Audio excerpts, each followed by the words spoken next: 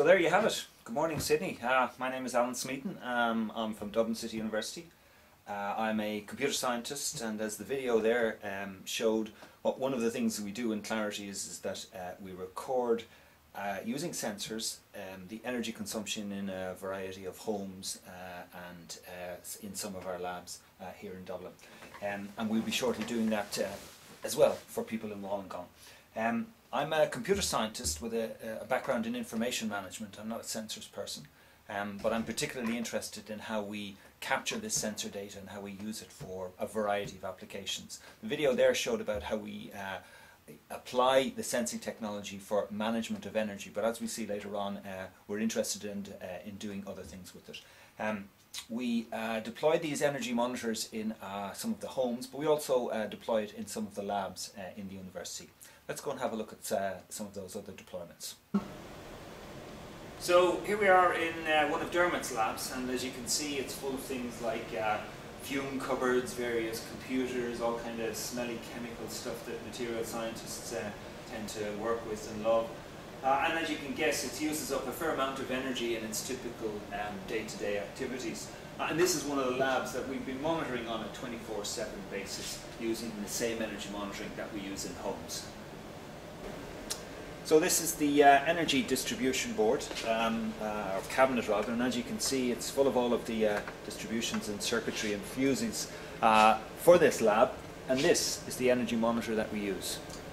The energy that's used, the electricity that's used in that lab is then sensed using that sensor and transmitted wirelessly back to this PC here, from where it's uploaded up onto the internet, where we can do all kinds of analysis and visualization. So this is the sensor that we used. It's called a ZEM30. It comes from a company named Epicensor, and it's powered by mains, so it doesn't have any battery problems. And this is the clever part. This is an induction cuff, which basically clips around the power supply like that, and basically senses the energy use. And this wire can be used as the mains distribution for a house, or it can be for a lab, or it could be even for an individual device.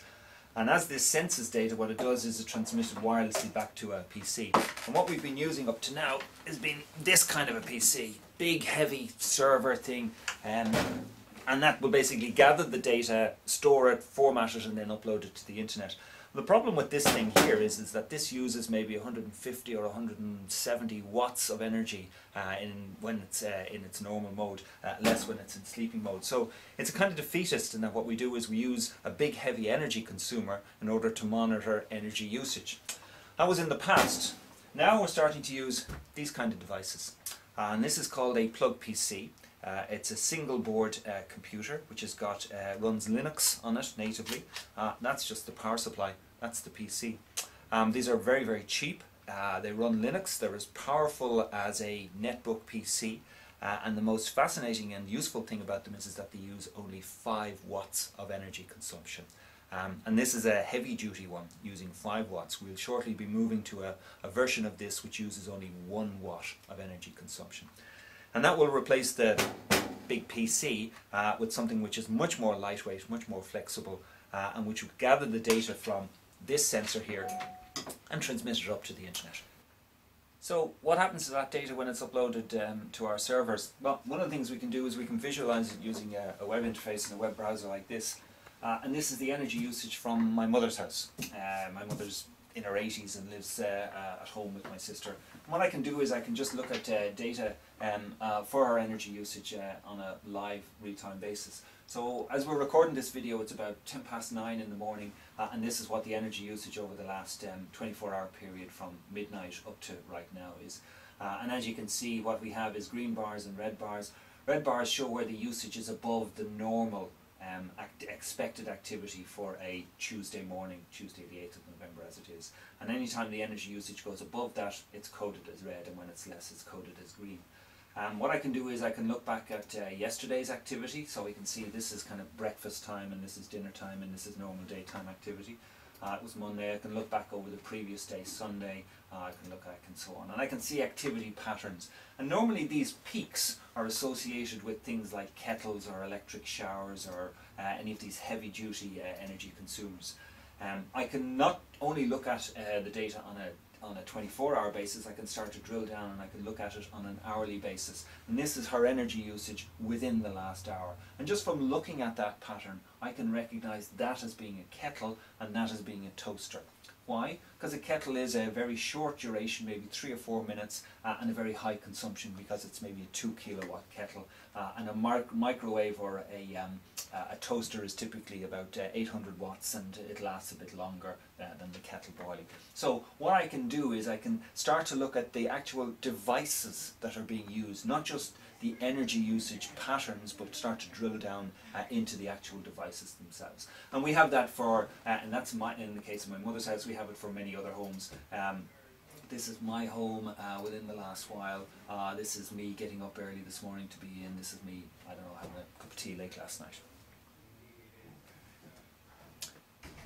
So that's what we can do with the data. We can visualize it, we can show it on screen and show them graphs of usage.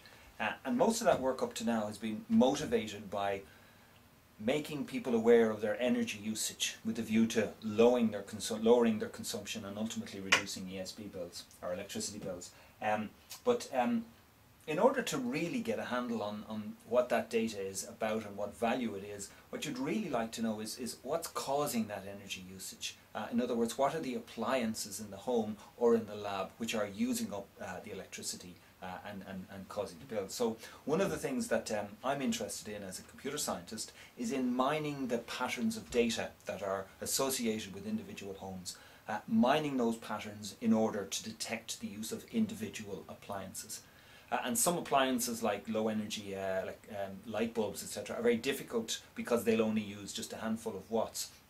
But the major consumers, things like the dishwashers and heaters and dryers and kettles and ovens, electric ovens, they can be more easily detected because they use up so much energy.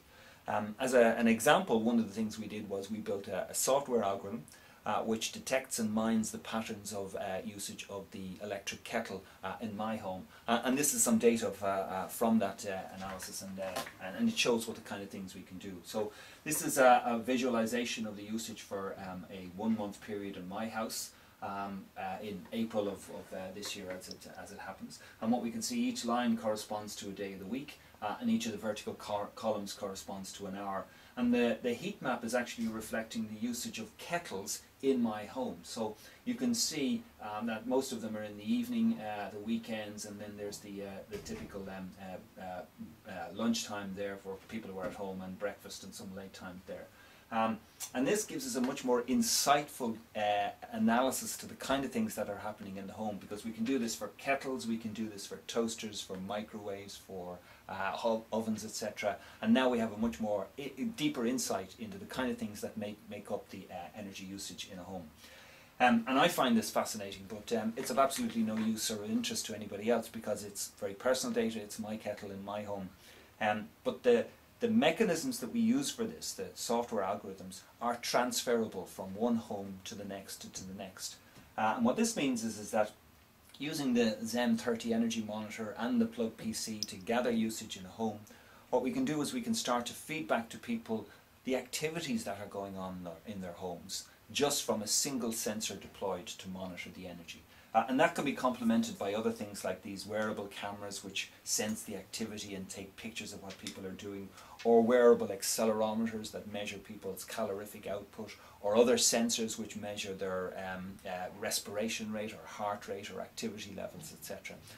What we have in place is an infrastructure which can wirelessly gather data from sensors in a home and then deploy it and make it visible for viewing in both a graph format, like we saw with the energy monitor, but ultimately to turn that raw data, which is graphed, into a format which talks about activities. In this case, what we've shown is taking energy usage data and turning it into appliance usage. In other words, enriching it semantically.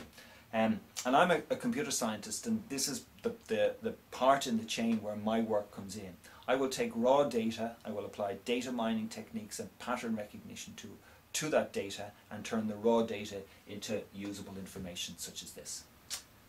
So that's been a whistle-stop tour of the energy sensing and the data analysis and data mining work that we do here in Clarity in Dublin, using the energy monitoring in homes and in some of our labs. We find it to be very, very exciting and challenging work. We think we're making good progress, and we're delighted to be working with colleagues in Wollongong on making this technology available to you and working with you. I know it's just been a whistle-stop tour. We've whizzed through a lot of things, and over the next several months we'll get into more details as we start to work more collaboratively.